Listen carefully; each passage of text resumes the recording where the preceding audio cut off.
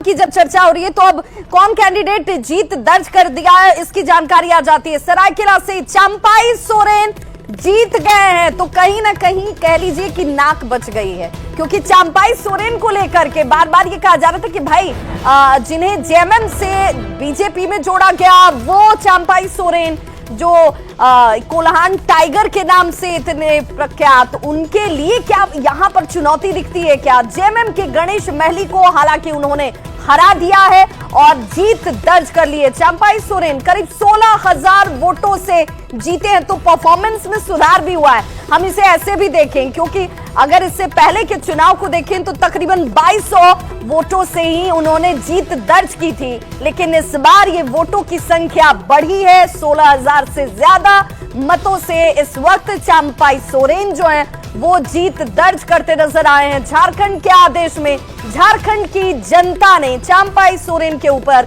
विजय श्री का आशीर्वाद तो जरूर दे दिया। सरायकेला से चंपाई सोरेन जीत गए, लेकिन अब सवाल ये कि उनके बेटे का क्या होगा, क्योंकि इस बार कई ऐसे चेहरे जो हैं वो सामने थे जिनके लिए ये माना जा रहा था कि चुनाव आसान होगा जीतना, लेकिन ये फाइट जो है टाइट है और इसीलिए आखिर तक का इंतजार है। शिप्रा बिल्कुल विभा, तो हॉट सीट की हम लगातार चर्चा भी कर रहे थे और चंपाई सोरेन के लिए अच्छी खबर जरूर है कि चंपाई सोरेन ने जीत जो है वो दर्ज कर ली है। और आपको बता दें कि ये जो वोट का आंकड़ा है वो काफी ज्यादा है, लेकिन इसी बीच एक और बड़ी खबर सामने आ रही है। विभा का रुख करेंगे, क्या है बड़ी खबर? बिल्कुल शिप्रा, देखिए जब तक मैं आप तक पहुंचती हूँ या आप जब तक विश्लेषण करती हैं तब तक एक और बड़ी खबर बाबूलाल मरांडी से जुड़ी हुई। बाबूलाल मरांडी ने धनवार से अपनी ये सीट जीत ली है। ये सीट बाबूलाल मरांडी के खाते में गई है, तो धनवार सीट पर भी सबकी निगाह थी, लेकिन ये मानकर चला जा रहा है कि धनवार सीट पर बाबूलाल मरांडी के लिए जो पसीना हेमंत विश्व शर्मा ने बहाया वो काम कर गया। बाबूलाल मरांडी के लिए यहाँ पर सीधे तौर पर यह माना जा रहा था कि जो कैंडिडेट उनके लिए चुनौती हो सकता था उसे आखिर में मना लिया गया, इसीलिए बाबूलाल मरांडी की ये राह आसान हो गई। लेकिन तब भी फाइट देते हुए इनके सामने अपोनेंट्स नजर आए थे।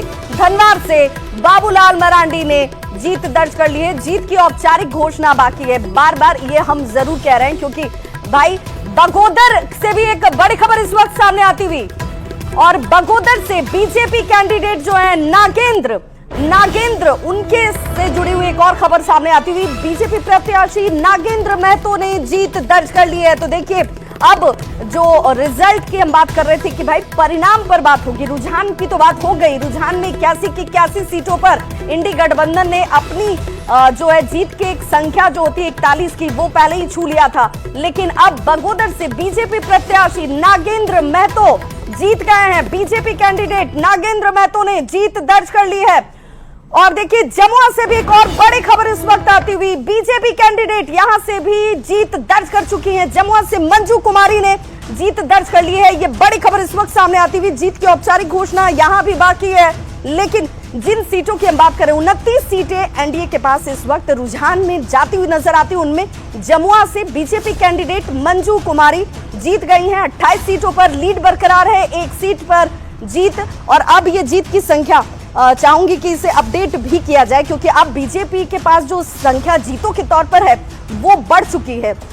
और ऐसे में इंडी गठबंधन के 52 की संख्या हम दिखा रहे हैं, 48 पर लीड, 4 पर जीत। एनडीए के लिए ये संख्या बढ़ेगी क्योंकि जमुआ से बीजेपी कैंडिडेट मंजू कुमारी भी जीत दर्ज कर चुकी हैं। बाबूलाल मरांडी जीत चुके हैं। नागेंद्र महतो जो है वो जीत चुके हैं। और बड़ी खबर इस वक्त सामने आ रही है, एक और बड़ी खबर। जीत की औपचारिक घोषणा भले यहां पर बाकी हो, लेकिन बड़ी खबर कल्पना सोरेन से जुड़ी हुई सामने आ रही है। कल्पना सोरेन जो कि बताया जा रहा था कि गांडे से पीछे चल रही है, कल्पना सोरेन जीत चुकी हैं गांडे से। ये बड़ी खबर। तो देखिए जिस गांडे सीट को लेकर रोमांच जो है बना हुआ था वो गांडे सीट कल्पना सोरेन ने जीत के तौर पर हासिल कर ली है। औपचारिक घोषणा का इंतजार यहां भी बाकी, लेकिन देखिए कितना इंटरेस्टिंग, जैसे T20 का मैच होता है शिप्रा, उसी तरीके से बिल्कुल यहां पर यह मैच नजर आया। चुनावी मैच जिसमें गांडे सीट पर सबका फोकस था कि भाई कल्पना सोरेन जो स्टार प्रचारक जेएमएम की रही, वो कल्पना सोरेन जो इंडी गठबंधन को विजय श्री दिला रही है, सत्ता दिला रही हैं, वो खुद अपनी सीट हार जाएंगी क्या? तो कल्पना सोरेन ने गांडे सीट निकाल ली है, जीत दर्ज कर चुकी है शिप्रा। बिल्कुल विभा कहते हैं ना, जो जीता वो सिकंदर। इससे पहले हम देख रहे थे कि लगातार मुनिया देवी जो थी वो आगे चल रही थी, बढ़त बनाकर रखी थी, लेकिन अचानक अंत आते आते देखे कल्पना सोरेन ने जीत अपनी दर्ज कर ली। यहीं से उपचुनाव में पहली बार वो जीती थी। उसके बाद से हेमंत सोरेन के जेल जाने के बाद से जो अच्छी पकड़ उन्होंने बनाई और उसके बाद उनकी ये जीत बड़ी जीत मानी जा रही है। सीधे आपको लिए चलते हैं झारखंड विधानसभा के ठीक सामने से हमारे साथ ब्यूरो चीफ दिवाकर तिवारी जी जुड़े हुए हैं। दिवाकर जी, कल्पना सोरेन तो जीत चुकी हैं।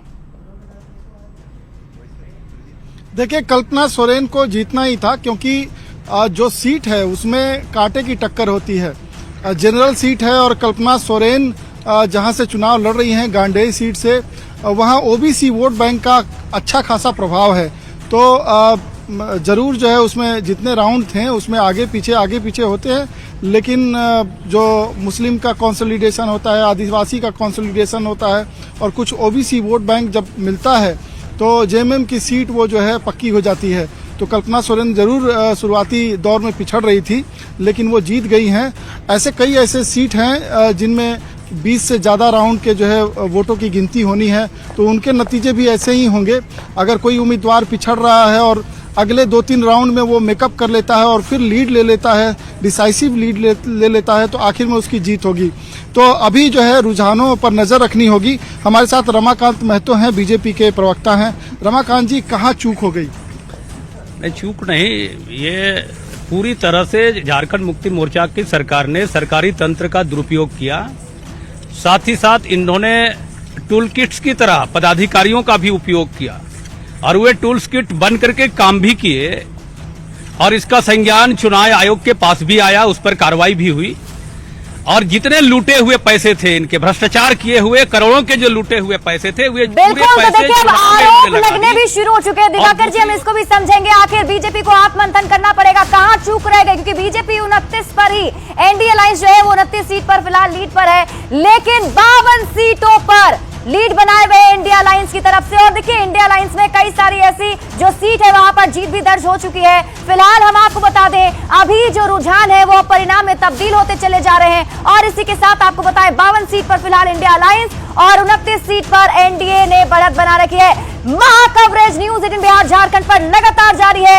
यहां रुक रहे बस एक छोटे से ब्रेक के लिए, बने रहिए हमारे साथ।